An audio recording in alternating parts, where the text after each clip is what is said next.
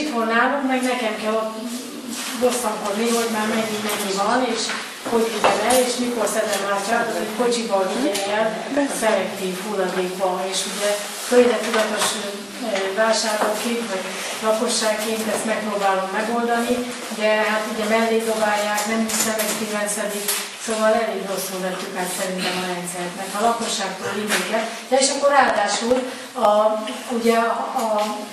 hogy mennyit kell fizetni, tehát nem a kukát kell, és az egyik töltöm, akkor is annyit fizetek a kukáért, hanem zsákokat lehet venni különféle színű, és ha megtelik a zsák, akkor ugye megvettem a zsáknak az árát, akkor kiteszem az egész zsákot. Vagy ha félzsákot kér akarok adni, akkor is, de nem reklamálom, hogy miért kell nekem annyit fizetni, általányban, hanem is termelek semmennyi hulladékot. Tehát aki termel, aki szennyez, az fizet. És nem általában mindenki, ha egy idősebb, aki már elment a család, nincs 3 gyerek, harmadannyi sem termel hulladékot, mégis neki is ugyanannyi hulladékdíjat kell fizetni. Úgyhogy úgy kellene kialakítani a rendszert, hogy tényleg a szennyező fizet, és akkor amennyire fizet. De amikor a vállalatoknak is általánydíjat kell fizetni, mert meghaladja a környezetvédelmi bírságot, és akkor valamit fizetni kell, sokkal kevesebbet kell fizetnie, mint amennyiért a lakosság, mármint a Mizsebcből azt a kárt helyre állítják. Akkor nem lesz érdekelve abban, hogy ő helyreállítsa a kárt, hanem ráterheli a lakosságra, és nekünk 3-szor annyiba kerül. Hát ha egy hajfestéket megveszek 400 forintért, és nem írom rá a halfestékre, vagy nem tudja az a kis tini, aki divatos akar lenni, hogy ezzel 3000 liter vizet szennyez el, és a 3000 liter víznek a megtisztítása nem 400 forint, addig ez nem fog változni. Amíg nem azt írom rá a cigarettás dobozra, hogy a nikotin veszélyes, hanem azt fogom ráírni, hogy ember, az átlag magyar lakosság 20 évvel kevesebbet ér, ha napi 15 cigarettát elszik, akkor már fogom tudni, hogy ja, akkor igen. Mert azt, hogy ráírom, hogy veszélyes, hát jó, minden veszélyes, aki megyek az utcában és a tégla fején mögülik, az is. Tehát amíg nem tesszük konkréttá, hogy minek mi az értéke, vagy mivel játszok, és mibe kerül ez nekem, addig nem fog változni. Azt gondolom. Tehát és ugye az előbb is, hogy amíg nincs egy rendezője, amikor a szülő él egy családban, akkor meghatározza, hogy ma a gyerek kap kötényt, holnap a másiknak veszek újságot, holnap után ezt tudom megvenni, addig rend van a gyerekek között is, mert van egy felső rendezője, aki látja, hogy mit kell csinálni. Mikor meghalnak a szülők, akkor egymás haját képít, hogy kinek mi jár, mert nem mondja meg senki, és mindenki a saját érdekét akarja képviselni.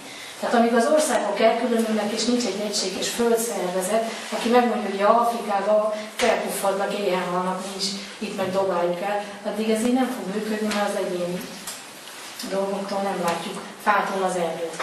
Tehát azt gondolom, hogy nagyon sok feladat van, de kicsiből indul el, tehát ahogy egy kórokozó baktérium nagyon veszélyes betegséget tud elindítani, és szerintem egyre inkább a lakosságnak is ezt fel kell ismerni. Tehát tudatilag, ha tudatosan látjuk, meg hát látjuk, hogy a multinak mi az érdeke, hogy mit vegyek meg, milyen akciótól belépni, és kell az nekem. Szóval ezeket tisztán kell látni, hogy túléltünk. Ehhez csak egy gondolatot, mert azt is látjuk, ugye, hogy ha egy szelektívet gyűjtöm a hulladékot, akkor jön a kukásautó, abban a szelektív hulladékgyűjtőből szedi össze a hulladékot, és akkor mind a 3 dobok, vagy a konténert fölemeli, és akkor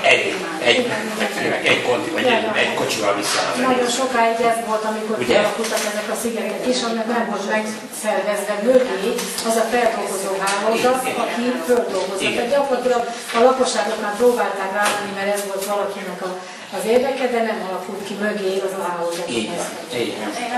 És akkor így nehéz is rászedni a lakosságot. Igen, és akkor nehéz a tudatban is ezt elhelyezni, hogy gyerekek, szedjétek már a korútfék szegektére. Ha látom ezt, hogy egy kocsival viszik el ha szabad ezt azt mondom, van itt egy olyan, hogy az autónak ugyan úgy tűnik, hogy egybe öntik bele, de külön, tehát vannak olyan autók, ahol külön farkok vannak. Tehát van ilyen is. Ez általános félés. Most már azért javul a helyzet, mert azért most már kialakulnak. De akkor sincs olyan nagyon nagy pont, hogyha mondjuk egy platós autóra ültik fel az egészet, mert amúgy is beviszik, és sajnos a tapasztalat, hogy hiába, hát ugye úgy kellene mindenki csak azt tegye bele, amit bele kell tenni az adott színbe, tehát előfordul, hogy más is bele kerül. De mindenképpen, amikor beviszik a telepelyre, akkor még külön kell válogassák. De abban az esetben, hogyha úgy viszik el, hogy mondjuk van a platója a teherautónak, és a 4 frakciót 4 helyre öntik le, akkor már sokkal könnyebb válogatni. Tehát igazából az egy jó dolog, hogy külön válogatják. Sok olyan autó van, amíg képes arra, hogy ilyen külön fakokban vigye el, de még akkor sincs nagyon nagy gond, hogy felviszik el. Persze, ahogy így nincs kell, hogy ezt nem. Én nem tudtam benne. Ez nem országos félreértés szokott lenni, és azt nagyon sokszor mondják, hogy a Padósi Mondát, hogy a érdi cégnek a vezető, és mindig el szoktam mondani, amikor erről szó a tévében is, hogy hát azért figyeljünk erre, mert ez így fogzik. Jó. Ezzel a szelektível kapcsolatban mondanám, panaszkodott az egyik hölgy a legutóbbi Szabolcsi rendezvényen, hogy hát képzeljük el, hogy nem tud mit csinálnak, mert négyen vannak egy családban, de a kuka minden héten úgy megtelik, hogy a nekem el tudják elvetni. Tehát annyi szemünk van, hogy nem fér bele a kukába. Akkor csodálkoztam, mi kb. 3 hetente rakjuk ki a kukát, mert addigra telik meg. És több módszer van, ugye van az egyik, hogy elviszi az ember a szelektíve illő dolgokat, de már ott is lehet, hogy ne kelljen olyan nagy csomagokat bedobálni.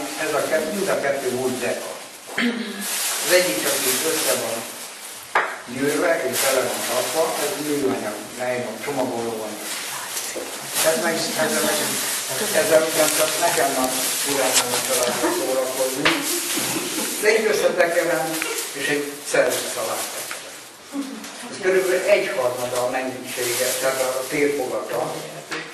Nem visszamond senkit arra, hogy mások elég összetekerem, csak egy példát arra, hogy ha nettántán nem férne bele a kukába, mert nincs kocsia, a legközelebbi szelektív az több kilométerre van, megszüntették akármi, de bele kell rakni a kukába, hát akkor beleülni. A felpalaszkot is össze kell taposni. És akkor kevesebbet. Mert az ilyen palaszkot a gyerekemben nem győzik eleget morogni, hogy könyörgöm, hát ezt ki lehet lapítani. És ezzel is dolgozzák. És a papírhoz kell rakni. Hát az a gond ezzel, hogy nem lehet a papírosat tenni, meg a fényes. Tehát most fedezték már fel, és ez egy valami fantasztikus szabadalom. Ez az 5 literes gyümölcslé, amit vásárolunk, aminek a karton kerete megvan, de belül olyan műanyag, ugye égmentesen elzárható műanyag van, amit utána külön lehet tenni, és az a műanyag hulladék, ez meg a papír hulladék. De jelen esetben az ilyen tégláknál, ugye egybe van sajnos pasírozva, és emiatt nagyon nehéz szelektíven eldozni.